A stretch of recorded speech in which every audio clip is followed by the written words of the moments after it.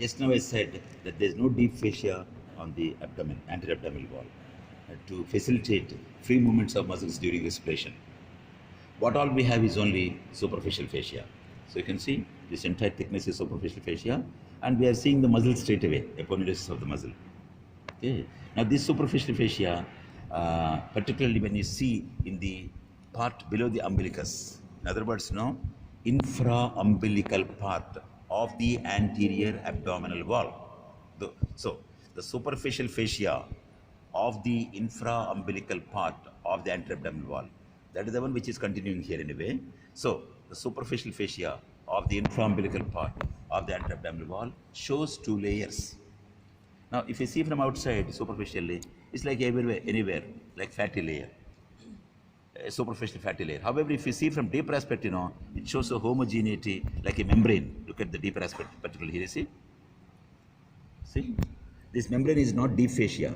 That is the deeper membranous layer of the superficial fascia of the infra-umbilical part of the anterior abdominal wall. So, superficial fatty layer, deep membranous layer. Now, these two layers are named also after the scientists who found them. Example, the superficial fatty layer is called Camper's fascia, and the deep membranous layer is called Scarpa's fascia. So both Camper's, the fatty layer, Scarpa's membranous layer, deeper one, both continue into the front of the thigh as well as into the perineum. What they do in the perineum is not our present agenda. So what they do in the front of the thigh is related to us now. Anyway, the fatty layer continues as it is, nothing special. Okay. Probably you know by now that the deep fascia of the thigh is called fascia lata because of its vast extent. Just imagine you cut something and then expose like that, vast. So you must remember the latissimus dorsi muscle, which is also vast. Lata means vast. Now, the point here is, as you see in the picture, just show the picture.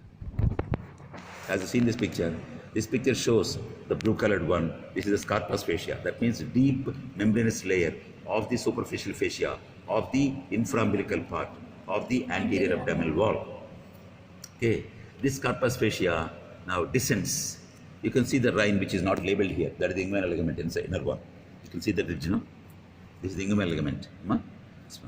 So it comes and it descends in front of inguinal ligament. That means here I cannot show, but you can imagine it descends in front of inguinal ligament for about 1 inch or 1 finger breadth below and parallel to inguinal ligament. The Scarpa's fascia fuses with the fascia lata. Fascia lata. So in this picture you can make out this is all fascia lata, and the Scarpa's fascia here has fused. So Scarpa's fascia fuses with the fascia lata about 1 inch or 1 finger breadth below and parallel to inguinal ligament, as you see there. This line of fusion is called Holden's line. H capital, again scientist name, Holden's line. Okay, and the clinical importance of this is, the same fascia is continuing into perineum also. This is a male specimen from the picture, and here we have the penis suspending from here, supposed to suspend. These are spermatocords which are cut here. Due to some injury, I cannot go into details now. The urethra in the penis now gets injured. It's a small hole sometimes. Then what happens is you are seeing a space here inside that is called the superficial perineal space. That's not now anyway. So the urine comes out of the urethra and accumulates here. And if not taken appropriate steps, the urine ascends against gravity into the anterior abdominal wall in a plane between the Scarpa's fascia and the external oblique aponeurosis. You can see the 3D impression, 3D picture. Okay. Anyway, this kind of urine coming out is called extravasation. Extravasation of urine. Ante one place where there is bite vacheyadam. And this urine, now descends up to Holden's line. That's it. Hold on. That's it. No more.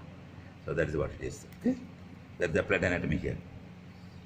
That is all about the superficial fascia of the infra-umbilical part of the anterior abdominal wall, which continues into the thigh.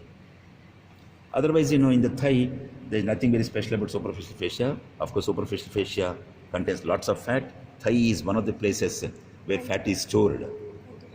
Buttock is number 1. Second best is the thigh.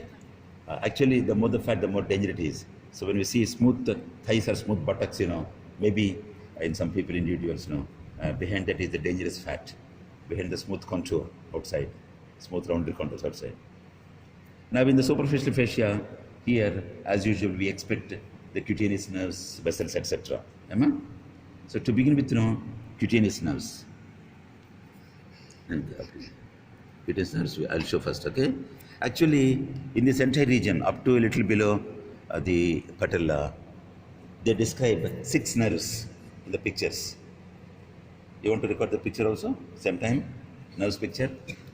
Full limb. No. This picture, just record closely. This region, upper part, closely. And then let it focus. Now. Okay? Now what are they? Okay. Now here, half a dozen nerves. Most medial one is what's called ilioinguinal nerve, this one.